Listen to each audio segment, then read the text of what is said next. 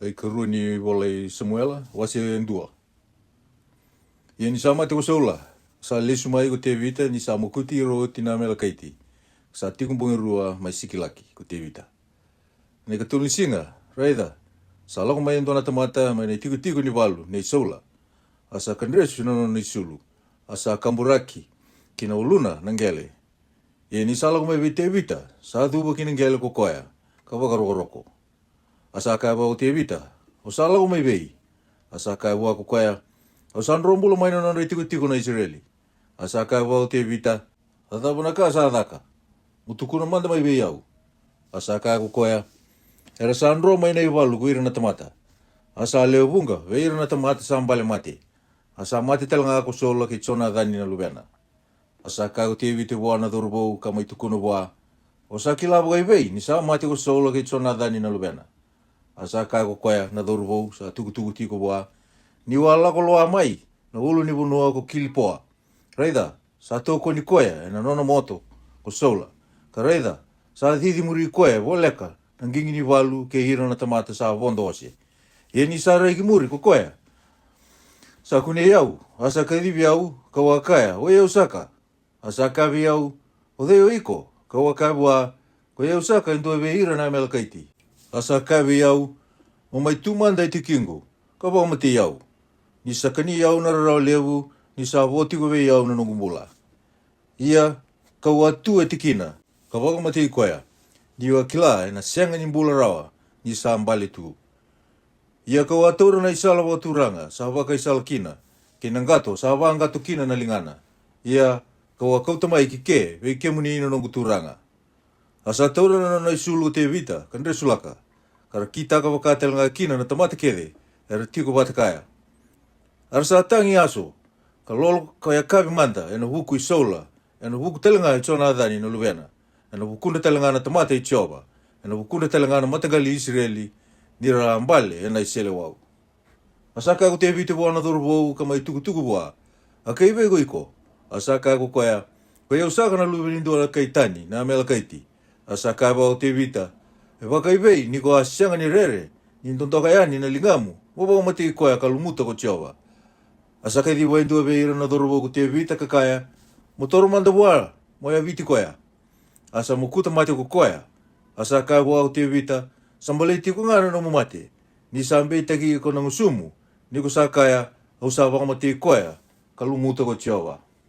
Asa lele waki sola ke tsona dhani na lubena, ko te vita e na lele ongo. Asa pakarota me wata ulidi ve iro na tiuta, na sere nindakai, reida, sa volai, nai vola i teseri. Sabu e taki na nonre uku na Israeli, e na nomu veti kina dedere. Ulei, sa mbale ko ira na kaukaua. Dau kakua ni tukuna mai kada, dau kakua ni waru ngoya, e na veisala tu mai asi kiloni. Dera reki na nondongone lewa, na kai Filistia. Dera wate na nondongone lewa na tamata, sa sianga ni dhili. Oi ke mundo una ulu ni vonua ko kilipoa. Me kakua na tengu, me kakua na uda e taudi ke mundo. Me kakua na veiwere ni vei maandrali. Ni sambi utani mai kina, wakal vela na nonre sasa ambai na nganga. Ai sasa ambai isola, me waka sa sianga ni lumuti, tu e na waiwai. Maina nondra er sa moku, maina nondra uro na nganga. Sa sianga ni ngoletani, nanda kai tsona dhani. Ka sianga ni lesu wale na isele wau isola. Ko sola kai tsona dhani, e rausa velo mani, kan dau bebina kati ni rausa ambula. Rausa sianga ni tawase ni rausa mate. Rawa wa totolo, ka berambera na ikeli. Rawa kaukaua, ka molmolumu na leiwani. O ike mundo na ngone leoni Israeli, dau tangi daki sola. O koea ka waka isulu taki ke mundo, na isulu kula, ka uosivi. O koea ka waka kutaka, na no mundo isulu, na kula. Ulei, era sa mbale na kaukaua, na kenrama liwa na iwalu. Sa wakambalei ko tsana dhani, na nomu veti kina dedere. Au sara rawa waka lievu, na bukumu, na we kangu tsona dhani. O sa vinakasara ve iau, sa ka ve wa kurambu itaki, na nomulo loma ve iau, sa kala ilai na nondolo loma na elewa. Ulei, era sa mbale na kaukaua, ka rusa na ia rangi ni walu. Wase rua, ia sa oti na kaongo, sanga itarongi tioba ko te vita kakaya, meu lako take kinandua na koro ni tiuta, se meu kakua. Asa kai voa ko tioba, mo lako dake. Asa kai ko te vita, me o lako dake ki vei. Asa kai ko koea, ki e pironi. Artou sa lako dake ki na ko te vita, ki rau telengana o tina. Ko ei no ami, na leo ni Chesirieli, ki apikali na leo ni Kameli, na o tina e pali. Asa kauti ira dake na nona tamata, era tiko bata kai ko te vita. Na tamata e andua ki na nona leo ni vale, arasa tiko, e na vei koro, ki e pironi. Arasa alako mai chuta, arasa lumuti te vita mai kia me nonda tui na chuta. Arasa tukuna vi te vita, kawaka, ko ira na kai chepesi, kiliati, arasa mbuluti sola. Asa talaki ko te vita ve ira na kai chepesi kiliati, kai ve ira, ve wakalunga te taki ke mundo ko chioba, indo ada kawa na kawi na kongo mwana no mundo turanga. Iyo, ve sola, indo a mbuluti koea. Ia, me kai da kawa na kawi na kawe ke mundo ko chioba, ke na kandina, ia ko iau telenga, kono soma ve ke mundo na kawi na kongo, indo ada kawa na kaongo. Ia ongo, me kaukaua na linga mundo, ka mundo nganga, ni sa mate tu o sola na no mundo turanga, ara sa lumuti au me unona tui na chuta. Ia ko apineri na luwe ineri, na kapiteni ni walu i sola, sa kauti isi posedi, na luwe i sola, ka kauti koea mai ki me e ni eimi, ka mbuli koea me nona tui na kiliati, ke ina Asuri, ke ina kai Chesirieli, ke na Ifreimi, ke na Penichamini, ke ira kedenga na Israeli. Sa wasa mawulu, na nona ambaki ko isi posedi, na luwe sola ni sa ambuli, me nona tui na Israeli, a sa tui tiko ka ambaki rua. Ia na chiuta ngā, era sa muri te vita, ia na kena dende, sa tui kina mai epironi ko te vita ve ira na chiuta, sa vitu na ambaki ka ono na vula. Asa ala ko teni mai mia ni eimi, ki kipioni, ko na apineri na luwe ineri, ke ira na tamata, isi posedi na luwe sola. Asa ala ko yani, ko tō api na luwe seruaya, ke ira na tamata i te vita, ara sa ala ki vita waki, ke ira mai na mate ni wai, ki kipioni. Ara sa tiko ko ira ongo, ena asa ni mate ni wai ongo, ke ira ongori, ena asa ni mate ni wai koea. Asa ka vei tō api ko apineri, me raia manda na dorobou, kangito e matanda. Asa ka ko tō api, me raia ngā, ara tau sa ia, kalako, e lea tini karua, na kenrei wili ve ira na Penichamini, era sa nei isi posedi na luwe sola, ke na leo tini karua telanga na tamata i te vita. Ara sa andui taura e andua na uluna na nona isa, kadokawa na nona isele wau kina sarisirina, ara sa mbale sombu wata. Asa wakatokai kina na tikina koea na asa ni vei sele wau, koea mai kipioni. Asa arui katakata na iwalu, ena singa koea. Asa nguda ko apineri, ke ira na Israeli, ka ngumotua ko ira na nona tamata o te vita. Ara tau sa tiko mai ke ana luwe i seruaya, tolu, o tō api, ke apisai, ke Asaeli. Ia sa eawa totolo, ko Asaeli me waka indua na me ni veikau. Asa didimuri apineri o Asaeli, ia ni sa lako tu, sa sianga ni ngoletani, ke nai matau, se ki nai maui ni sa muri apineri. Asa reiki muri o apineri kakaya, o iko ko Asaeli se singai. Asa ka ko koea, ko iau. Asa ka ko apineri, mulawatani ki na lingamu i matau, se ki na lingamu i maui. Ka taura endua ve ira na dorobou, ka kauta ve iko na nona e rangi. Asa ambesi ni ngoletani, mai buago Asaeli. Asa ka tale ve Asaeli o apineri, mulawatani, makakua ni muri iau. Adaba me mukuti iko kina ngele. Auna ngai tāthake baka i vei buana tua kamu o tō api. Asa ambesi ngai ni ngoletani ko koea. Asa tokai koea ke tena, ko apineri, e na ndule ni moto. Asa ambasi kasara ki muri na moto. Asa ambale somo mai kia ka mati kina. Ia sa tu wakandua, ko ira keda ngā e reado, kina tikina, sa ambale mati kina wa Asaeli. Asa muri apineri, tō api ke apisai. Asa andromu no mate ni singa, ni resa e dhoa, na wanua dedere mai ama, ko ia sa andonu i kia, e na sala, e na veikau ki kipioni. Arasa songo ni wate na luwe Penichamini, ka muri apineri, arasa eado mindua ngana mate i walu, ka arasa tu endel ni ndua na wanua dedere. Asa kadiwe hiro tō api, ko apineri, kakaya, me kana tiko li na isele wau, ka tau mundu, o sa se ambeka ni kila, ni ka nganga na kenai wakatau tiwoti. Adhawa na kena dende, mo sianga ni kaya kina ve ira na tamata, mera lesu yani, mera kakua ni muri ira tiko, na wakandra. Asa kaya ko tō api, me wakasa ambula na kalou, Ke wakako a senga ni wasa, sa lesu tale wakaindina, na mataka ko ira na tamata. Mera kaku ni muria na wekana, ko ira ya andua. Asa ubuda na dobui ko cho api, arsa tubo andua na tamata ke nga, ka senga ni muria ira tiko na Israeli. Ka senga tale, ni kitaka na iwalu. Asa lako ya ni nambuda ko apineri, ke ira na tamata na mbongi koya ka singa, ka ngalo ko so na choritani. Kalawa yani ya lomai pidironi taudoko, kambasi kayani ki meeni imi. Sali sumai ko cho api ka kakua ni muria pineri.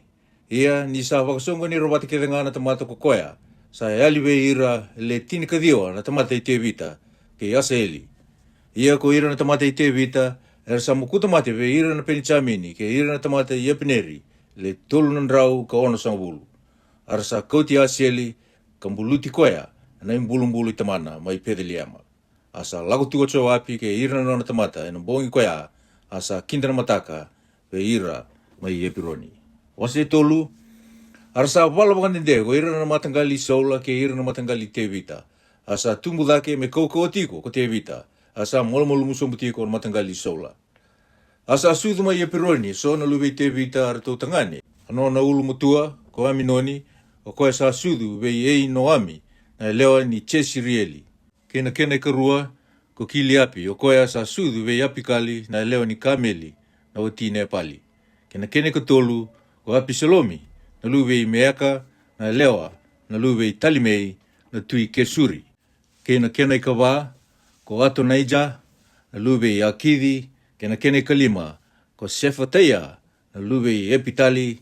Kena kaono ko idiriami o koea sa sudu ve ekila na o ti te vita. Ortongo na lube te vita kara sudu mai epironi. Eni resa wala tiko ko ira na matangali sola ke ira na matangali te vita. Sa wakoko take koea ko apineri na huku ni matangali sola. Ia sa andua na o ti sola. A o ti na lailai a dhana ko risipa na lube ea. Asa kaiwe apineri ko esi posedi. Adabo ko adurukina wana o tina lailai i tamangu. Asa wanga wakalibu maino dhunru i apineri na huku ni wasa i esi posedi. Asa kaya o ia umbeka na ulu ni koli i chuta.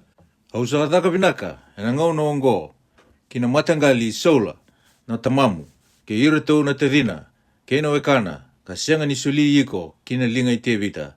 Ia ko sambe i takiau indai ni udha na huku ni aleo kaya. Me thaka waka kina na kalu i apineri. Ka waka i kuritaka ke waka kau sa senga ni kawa vei te vita me waka sa mbumbu lui ko tioba me kawa wa. Me kou te tari na matene tu me na matangali sola. Ka waka tura dake na tiko waka turanga i te vita me lawai ira na Israeli ke ira na chuta mai tani ka edobi pieri sepa. Asa senga ni bosa rautale vei epineri ko koea ni sa rerwa ke koea.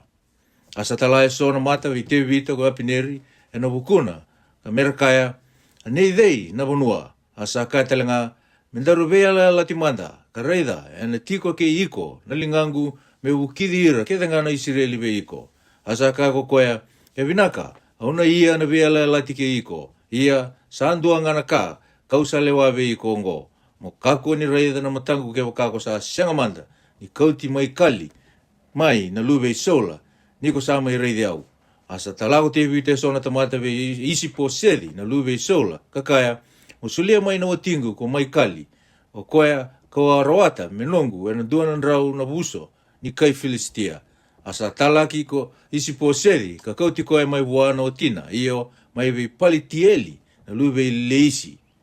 Asa alako batekaya na o tina tangane na tangi lako nga ni samuri koea ki peurimi sanga ikai bua ko apineri molako molesuani lesuani ko koea.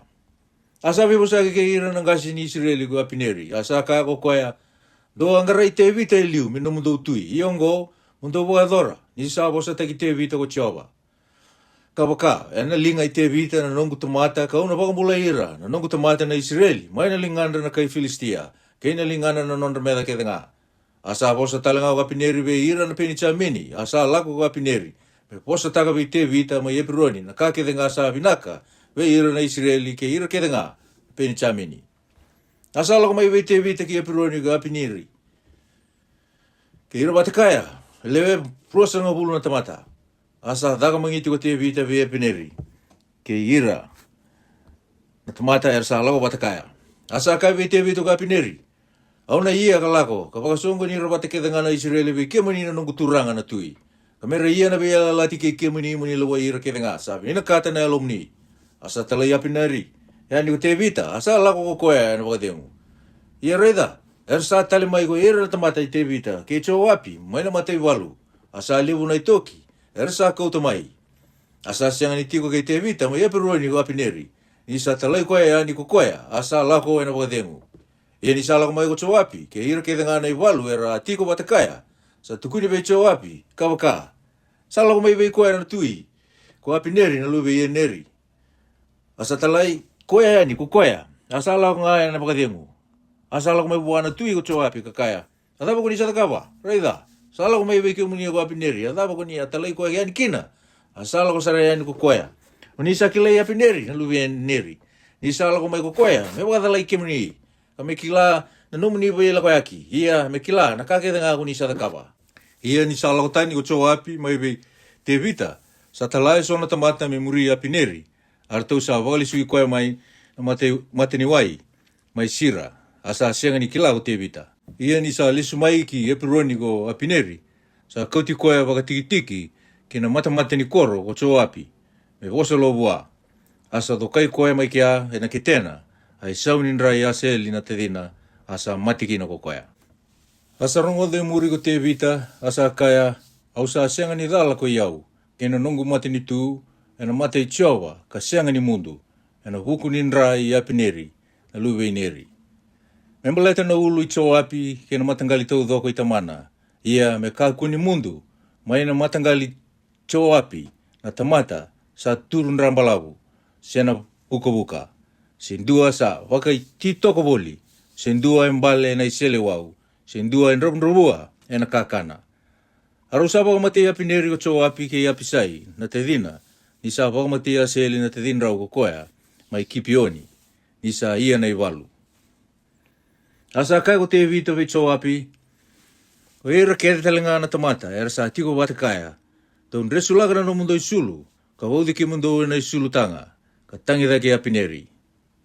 Asa muria na tawata, ko te vita na tui. Ara sa buluti apineri mai epironi, asa tangi wakando mo levu ko koea na tui. Mai na bulu i apineri, ara sa tangi, ko era kere nga na tamata, asa lelewaki apineri ko koe na tui kakaya me mate lia ko apineri me wakasa mate na tamata lia sa sianga ni besuki na lingamu asa sianga ni vodurumi kinai besu koko mea na evamu me wakasa ambale na tamata e matanda na tamata da sa wakakina na numumbale asa tangi dagi koe tali ko ira kedenga na tamata asa lago mai ko ira kedenga na tamata me wakaungeti te vita me kana ni sa singa toka.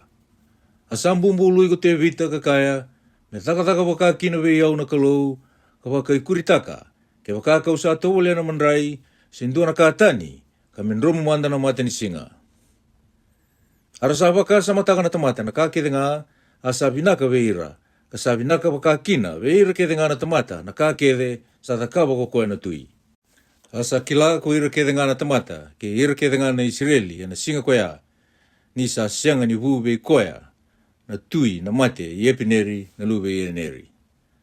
Asa kai ira no na tamato ko koe na tui, dau sa sianga baka ni kila ni sa mbale, Israeli enda indai ongo, endo na turanga, kei na tamata rongo, ia koe iau, kau sa lumuti tu meu tui, ia kau sa molu mga indai ongo, ia tau sa tamata ndre iau, ko ira tu ongo na lube i seruaya, me sauma ko tiowa na nona da ve koea, sa kitaka na da.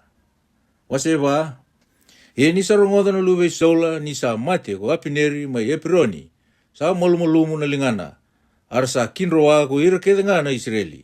Asa le rua na nona tamata na lube sola rau turanga ni mate iwalu. Na edana indua ko peana ia na edana kene karua ko rekapi. Rau lube rimoni na kai pierodi o koea sa andua be ira na kau i peni chamini. Ni sa wiliwata ke peni chamini ko pierodi. Arsa anro ki te imi na kai pierodi. Arsa tiko bulangi kina ka edhowa na ngonongo.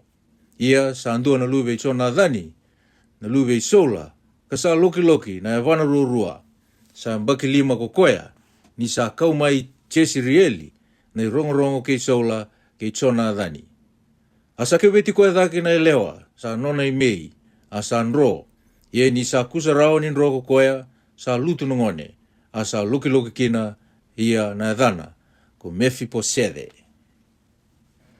Arosa lako ko rekapi ke ipe ana na luwe i rimoni na kai pie rodi ka rausa tandu mai ni sa katakata na singa kina vale i esi po sedi a sa andavo ko toko koe me wakadengu ni sa singa levu. Arosa dhuru kiloma ni vale me waka e ravia kauta na witi rausa dho kai koea e na ketena ka rausa nrombula ko rekapi ke ipe ana na tuakana. Ie ni rausa lako mai ki vale sa andavo ko koea e nona i mode e nona vale ni mode a rausa mokuti koea ka wakamati koea ka tamusuka na uluna ka kauta na uluna ka lako yani e na sala mai na buda e na bongi koea ka singa. Arosa kauta na ului isi po sedi ki te vita ki e puroni. Arosa kai wana tui ni reida na ului isi po sedi na lube sola na numuni meda o koea ka ngarai ke muni mate. Sa dunru waka ko chiova na nongu turanga na tui vei sola ke na nona kawa e na singa indai. Asa voso te vita vei rekapi ke peana na tuakana e rau lube i rimoni na kai pie rodi ka kai vei rau. Me waka sa ambula ko chiova o koea sa wakambula na longu me na kara rawa ke denga. Di sa tukuna vei au indua kawaka reida sa mati tuko sola ka sana numa ko koea ni sa kauta mai na rongo vinaka. Kawangai taura ka wakamatea mai sikilaki. Ia sa kaongo ka wada kawawa mei dhobi ni ngusuna. Ia kana wakaibei nira sa wakamatea indua na tamata e alon dondonu e na nona vale. E na nona i koto ko ira na tamata da. Meu kakua mbeka ni taronga na kena na ra mai na lingamun rau. Ka munduke ke mun rau tani mai vura. Asa wakorote ve ira. Na dhuru vogu te vita. Arasa wakamate rau ka munduka tani na lingan rau kena van rau. Ka waka rumbeda ki dhake mai na mata ni wai mai epironi.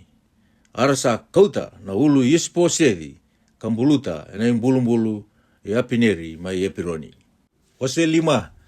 Arasa lako mai ki te vita ki epironi ko ira na vei matangali ke tangani Israeli. Arasa kaya ni reida sa sui muni ke na lewe muni ko ke mami. Ia e na ngauna i liu ni sa nei mami tui ko sola sa ike muni nga ka kauti ira yani ka kauti ira talemai na Israeli. Asa kaya vei ike muni ko chiova o ike muni e na wakata wai ira na nongu tamata na Israeli. Ia ko ni na turanga ni walu ve ira na Israeli. Arsala ko mai wana tui ki epironi ko ira ke ngana ngasi ni Israeli. Asa vela lati ke ira ko koe na tui ko te vita mai epironi e na mata i chiova. Arasalu muti te vita me nonra tui na Israeli. Sa mbagi tolu sanga bulu te vita ni sa mbuli me tui.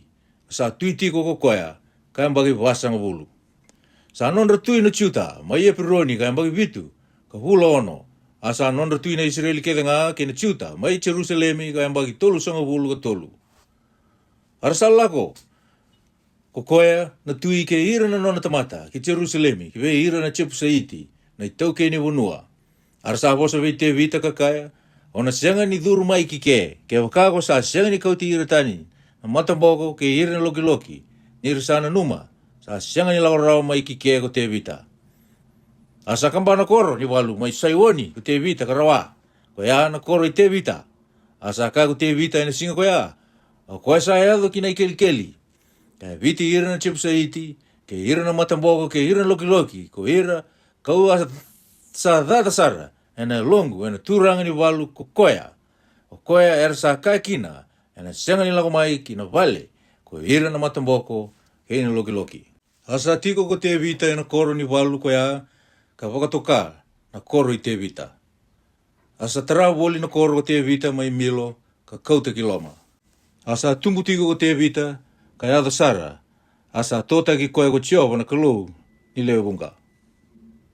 Ia ko ai rami na tui taia sa talawe i te vita e sona tamata ka wakauta e sona kau sitari ka tala e sona matai ni kau ka sona matai ni watu arsa tara in dona vale ni te vita asa kilago te vita ni sa whakatau ndeita ki koe ko Chiova, me nonra tui na Israeli, ka weta dake, na nona matini tu na pukundra, na nona tamata na Israeli. Asa koutou wau te vita e so tale me watina, lai, ka so me watina ndina, mai Jerusalemi, ni sa beauty e pironi, asa sudu tale, so na luvena tangane, ke na luvena e lewa. Iongona e dhan ratou na luvena, e ratou a sudu, mai Jerusalemi, ko Samoa, kei Sopapi, kei Nedani, kei Solomoni, kei Ipiari, kei Ilisua, kei Nefeki, kei Chafia, kei Ilisama, kei Elaiata, kei Ilifeleti. Ira sarongoda ko ira na kai Filistia, salumuti ko te vita, me nonra tui na Israeli, era sa lako dake ko ira ketenga na kai Filistia, me rangarai te vita. Asarongoda ko te vita, ka sa lako sombu kina koro ni walu. Ara sa lako bagai walu main ko ira na kai Filistia, karaya tuni ira, e na Buda ko Refaimi. Asa taru i Chiova ko te vita, ka kaya, meu lako dake be ira na kai Filistia, se meu kakua. Unina sili ira kina lingangu se sengai. Asa kai be te vita ko Chiova, mo lako dake nga, ni una sili ira bagai indina na kai Filistia kina lingamu. Asa lako dake ko te vita ki peali, pira se imi, sa mukuti ira mai kia ko te vita, ka sa kaya, sa ngumatua ve ira na nongu meda, e matangu ko Chiova, me wakana koukoa ni ve wai. O koe ongo, sa wakai dhana kina, na tikina koe a, ko peali pira simi. Ar sa mpiuta mai kia na nonra matakau, ia sa kau tatani ko te vita ke ira na nona tamata. Ar sa lako takatale, ko ira na kai Filistia, kar sa e atuni, ira e na Buda ko Refaimi. Asa tarungi Chiova te vita, asa kaya ko koea, mo kakua ni lako dake, mo waka sasa, ravi ira, kinda kundra, kasi kiti ira, niko sa andonuia na vei kau ongori. Ia, niko sa rongoda na kena rorongo, ni tuwaka ni vei kau ongori, monga ya avala. Nina liutaki iko yani ko Chiova, me makuta na nonre walu na kai Filistia. Asa kita ka wakakina ko te vita, me wakasa wakarota wa ko Chiova. Asa mukuti ira na kai Filistia mai kipa, ai adosara ki keseri. Amen.